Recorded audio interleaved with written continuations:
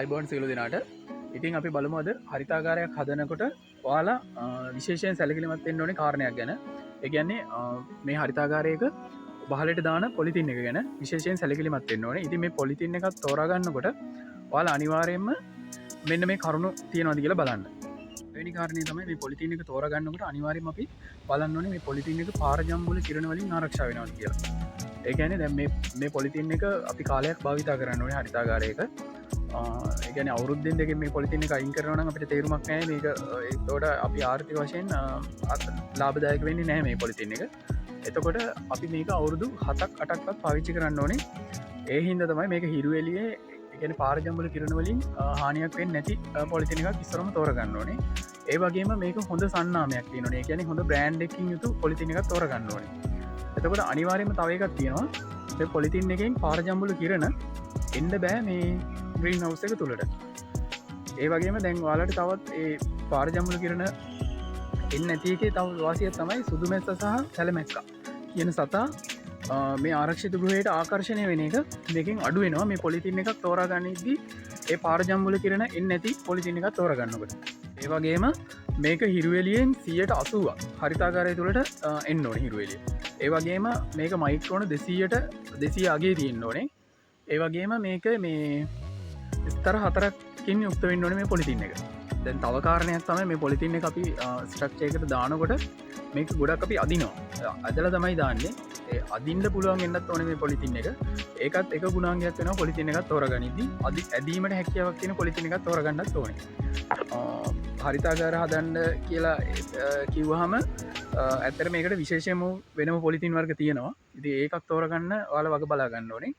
ඒ වගේම වෙළඳ පොලේ ගන්න තියෙනවා මීටර් 6 8 10 කියලා පළල වලට පොලිතින් තියෙනවා ගන්න. ඉතින් අපේ හරිතාගාරයේ ස්ට්‍රක්චර් එකට ගැලපෙන පොලිතින් එකක් තෝරා ගත්තාම අපිට අර වැඩි පළල සහිත පොලිතින් එකක් ගන්නවට වඩා ඒක ලාභයි අපේ ගානටම හරියන පොලිතින් එකක් ගත්තොත් අපිට මේ ආර්ථික වශයෙන් ලාභදායී වෙනවා. නැත්තම් පාඩු සිද්ධ වෙනවා. මොකද මේ අර පළල වැඩි වුණාම ඒ කොටස කපලා අයින් කරන්න වෙනවා. ඒකත් එක කාරණාවක් පොලිතින් එක තෝරා ගන්නකොට.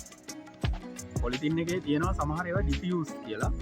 ඒ වගේම අය ක්ලියර් එක තියෙනවා. ඒ කියන්නේ සම්පූර්ණ මේ ඩිරෙක්ට්ම හිරු එළියේ එන පොලිතින් එකක් තියෙනවා. ඩිෆියුස් එකක් තියෙනවා.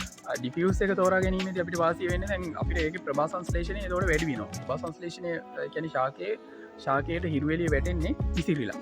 ඒ විසිරලා වැඩි වැටෙනකොට ඒකේ ශාකයේ යට පැත්තට පවා ශාකයේ හැම පැත්තකටම මේ සූර්යාලෝකය ඒ සූර්ය කිරණ හැම පැත්තටම වැටෙනවා. ඔයාලට මේ ෆොටෝ එකේ දැන් මම දාන ෆොටෝ එකක්. ඒ ෆොටෝ එකේ පැහැදිලිව තියෙනවා මේක කොහොමද කියලා. ඒ කියන්නේ ඩිරෙක්ට් ඇවිල්ලා කෙලින්ම වැටෙනවට වඩා අර ඩිෆියුස් එකෙන් පොලිතින් එකෙන් වැටුනහම අපිට අස්වැන්න දෙගුණයක් කරගන්න පුළුවන් ග්‍රීන් හවුස් එකක් තුළ වගා කරද්දී.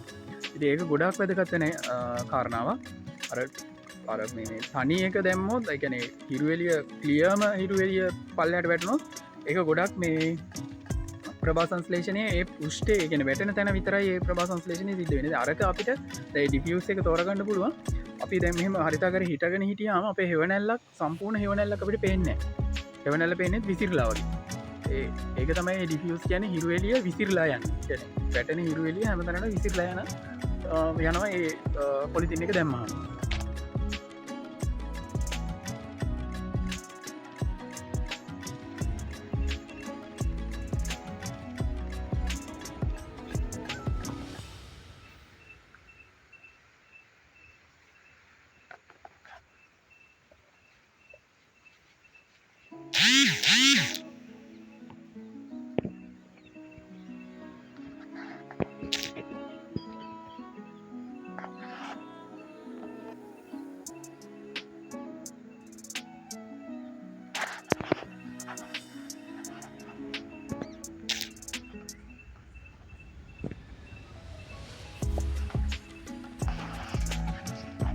කරනම තමයි ඇන්ටි ඩිප් කැරක්ටර් කියන එක.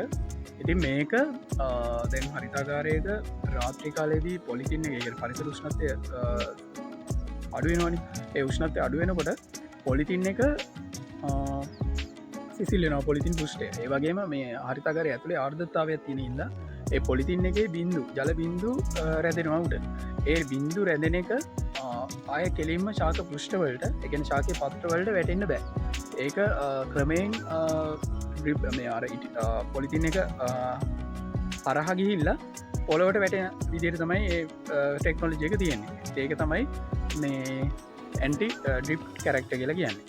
ඊළඟ කාරණාව විදිහට අපි ගත්තොත් ඊළඟ ගුණාංගය තමයි මේකේ තියෙන්න ඕනේ ඇන්ටි සල්ෆර් කැරක්ටර් කියන එක. මේකෙන් කියන්නේ අපි දැන් බෝග මේ සෙවිලිත් කරලා බෝග ස්ථාපනයත් කරලා මේ බෝගවලට අපි ගහනවා, කියන්නේ ස්ප්‍රේ කරනවා එක එක කෙමිකල්. ඒ කියන්නේ සල්ෆාඩංගු කෙමිකල් ඒ වගේ ඒවා ස්ප්‍රේ කරනවා. ඉතින් මේවා ස්ප්‍රේ කරද්දී මේ පොලිතින් එකට ඒ වගේ හානි වෙන්න බෑ. ඒ වගේ හානි නොවන පොලිතින් එකක් තමයි අපි තෝරගන්න ඕනේ. ඒක මේ අනිවාර්යයෙන්ම මේ ග්‍රීන් හවුස් වලට ගන්න පොලිතින් වල අනිවාර්යයෙන්ම මේක තියෙන්න ඕනේ. මොකද නැත්නම් අපි ඒ ගහන ස්ප්‍රේ වලට ඒ කියන්නේ කෙමිකල් වලට මේ පොලිතින් එක හානි වෙන්න ඉඩ තියෙනවා. ඊළඟ කාරණාව තමයි ඇන්ටි මිස්ට් කැරක්ටර් සහ ඇන්ටි ඩස්ට් කැරක්ටර්. මේ දෙකේම තියෙන එකම වගේ. ඒ කියන්නේ එකක් දූවිලි නොරදෙන්න ඕනේ. අනිත් එක මීදුම නොරදෙන්න ඕනේ. ඒ කියන්නේ මේක දැන් අපි හරිතාගාරයේ මේක ස්ථාපනය කරාම දූවිලි රැඳුනොත් ඒකත් හිරු එළිය එන්න බලපානවා. ඒ වගේම මීදුම රැඳුනොත් ඒකත් හිරු එළිය එන්න බලපානවා. ඉතින් ඔයාලා මේ ගහන ඉදිරියේදී දූවිලි හරි මීදුම හරි බැඳුනොත් ඔයාලට හැමදාම මේක සුද්ධ කරන්න වෙනවා. එහෙම වෙන්නේ නැති ගුණාංග තියෙන එකක් තෝරගත්තොත් අපිට මේ ඒක අපිට ඒක ගොඩාක් වාසිදායක වෙනවා ආර්ථික වශයෙන්. කතා කරපු දේවල් තමයි මේ පොලිතින් එකක් තෝරගන්නකොට සැලකිලිමත් වෙන්න ඕනේ. ඉතින් අනිවාර්යයෙන්ම ඒ පිළිබඳව අනිවාර්යයෙන්ම දැඩි සැලකිලිමත්කමක් තියෙන්න ඕනේ. මොකද අපේ භෝගවල අස්වැන්න, ඒ කියන්නේ අවසාන හාවස්ට් එකට වැදගත් වෙන ලොකුම වැදගත් වෙන දෙයක් තමයි මේ පොලිතින් එක තෝරගන්න එක. ඒ වගේම දැන් මේ පොලිතින් එකක් ස්ථාපනය කරද්දී ඔයාලා පොලිතින් එක දාද්දී අනිවාර්යයෙන්ම වැසි නැති, ඒ කියන්නේ වැසි රහිත කාලගුණයක් ගන්න. ඒ වගේම සාමාන්‍ය උණුසුමක් තියෙන. ඒ කියන්නේ උණුසුම වැඩිම වෙලාව වගේ පොලිතින් එක දාන්න පුළුවන් නම් ඒක ගොඩක් අපිට මේ වැදගත්වෙන. මොකද පොලිතින් එක තුළ ඇදිලා තියෙනවා. ඒ හින්දා ඒක ගොඩක් වැදගත් දෙයක්. ඊළඟට කියන්න යන කාරණේ ගොඩක් දෙනෙක් දන්නවා. ඒ කියන්නේ පොලිතින් එකක් අපි වෙළඳපොලෙන් ගන්නකොට ඒ පොලිතින් එකේ ඉන්සයිඩ් කියලා ගහලා තියෙනවා අකුරෙන්. ඒ ඉන්සයිඩ් කියන එක අපිට ආරක්ෂිත ගෘහය ඇතුළේ ඉඳලා කියව ගන්න පුළුවන් වෙන්න ඕනේ. ඒ කියව ගන්න පුළුවන් වෙන පැත්තට තමයි ආරක්ෂිත ගෘහය ඇතුළට එන්නේ. අනිත් පැත්ත තමයි එළියට එන්නේ. ඒ පැත්ත අනිවාර්යයෙන්ම නිවැරදිව සවි කර ගන්න ඕනේ. මොකද නැත්නම් මේ පොලිතින් එකේ පාරජම්බුල කිරණ අනිත් පැත්තට වැදුනොත් පොලිතින් එක හානි වෙන්න ඉඩ තියෙනවා. මම අද කතා කරේ ආරක්ෂිත ගෘහයට පොලිතින් එකක් කොහොමද තෝරගන්නේ කියලා. ඉතින් ඊළඟට මම කතා කරන්නම් කෘමි ප්‍රතිරෝධී දැලක් කොහොමද තෝරගන්නේ, ඒ සඳහා තියෙන්න ඕනේ විශේෂ ලක්ෂණ මොනවද කියලා. ඉතින් මේ මගේ මේ වීඩියෝ එක හොඳයි නම් අනිත් කටට බලන්න ෂෙයා කරන්න, සබ්ස්ක්‍රයිබ් කරලා තියාගන්න. මොකද මම ඊළඟ වීඩියෝ එක දාපු ගමන් ඔයාලා ළඟට ගෙන්න ගන්න. හරි.